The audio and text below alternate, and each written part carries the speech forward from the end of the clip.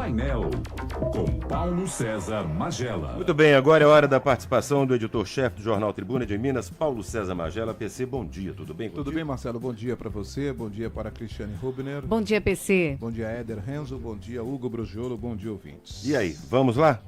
Vamos lá. O que nós temos? O jurista e professor Manuel Carlos de Almeida Neto deve ser o secretário executivo do Ministério da Justiça. É bom lembrar que antes era Ricardo Capelli, mas por exemplo, o novo ministro, Ricardo Lewandowski, deve mudar, e já disse que vai mudar, só não mexe na Polícia Federal, mas no Ministério o secretário executivo é esse Manuel Carlos. Ele é jurista e foi secretário-geral da presidência do STF, inclusive quando Lewandowski estava na presidência do Supremo. Então já são velhos conhecidos.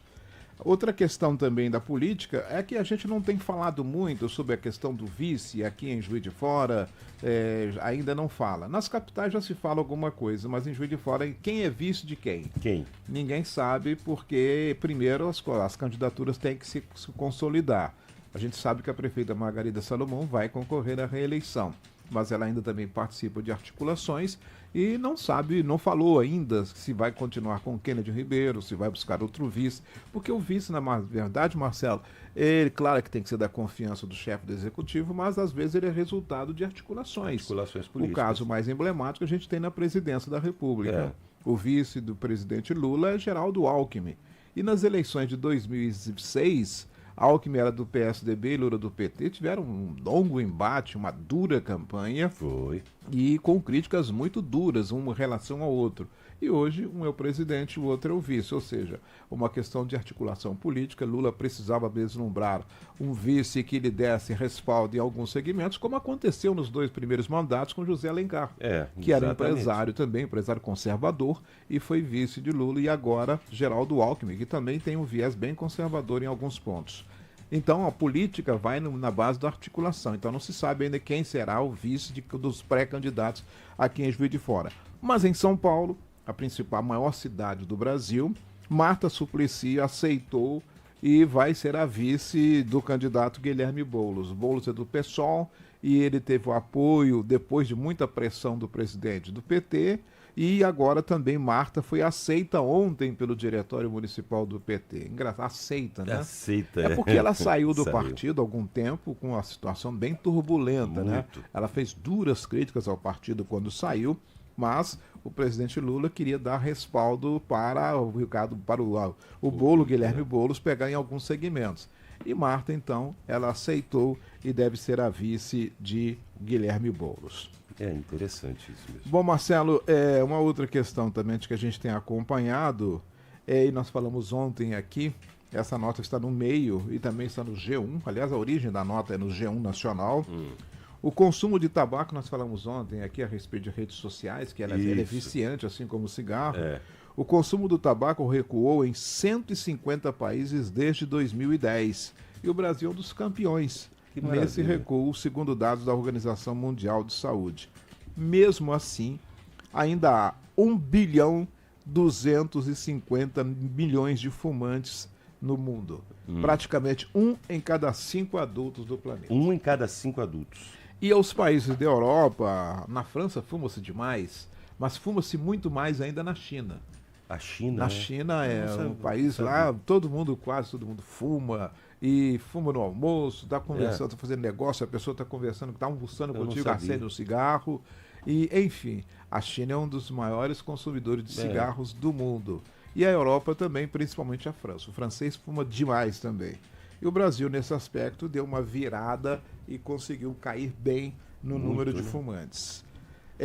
Vamos agora chegar aqui à nossa cidade. O projeto que defende audiências públicas para aquela questão do CONPAC, o CONPAC é o Conselho Municipal de Preservação do Patrimônio Cultural, depois da aprovação que aconteceu na segunda-feira, do tombamento do Centro de Esporte do Granbury, a Câmara, quando estava ainda na fase de discussão, a Câmara já tinha apresentado em 2021 um projeto considerando que era preciso uma audiência pública para referendar a decisão do CONPAC ou não, antes de ser encaminhada à prefeita Margarida Salomão, agora no cargo, mas ao prefeito da cidade. Essa matéria tinha vícios constitucionais que foram alertados pelo próprio jurídico da Câmara e depois pela Comissão de Constituição e Justiça, e ela acabou não avançando. Mas diante da polêmica do Gramber, ela voltou à pauta e o resultado é que os vereadores prometeram, os que fazem parte autores do projeto, fazer uma revisão do texto, tirando os chamados vícios constitucionais, para voltar com ele para debate na Câmara. Em superados os vícios, esse projeto vai para as comissões técnicas e provável que ele entre na pauta em abril. Em fevereiro. É bom lembrar que a Câmara está em recesso e só volta às suas reuniões ordinárias no próximo dia 15 de fevereiro. Isso não quer dizer que não haja ninguém no gabinete.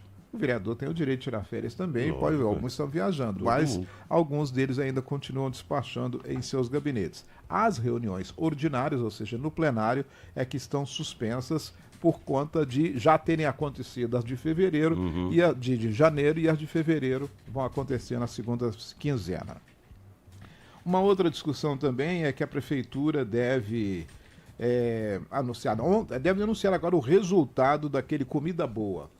Nós falamos que seria entregue, o prazo terminaria na terça-feira, de entrega na segunda, e na terça seriam abertos os envelopes. Eles foram abertos e agora uma comissão especial de credenciamento está avaliando. Mas pelo menos 4 empresas se apresentaram, 4 cooperativas se habilitaram e agora os documentos estão sendo avaliados.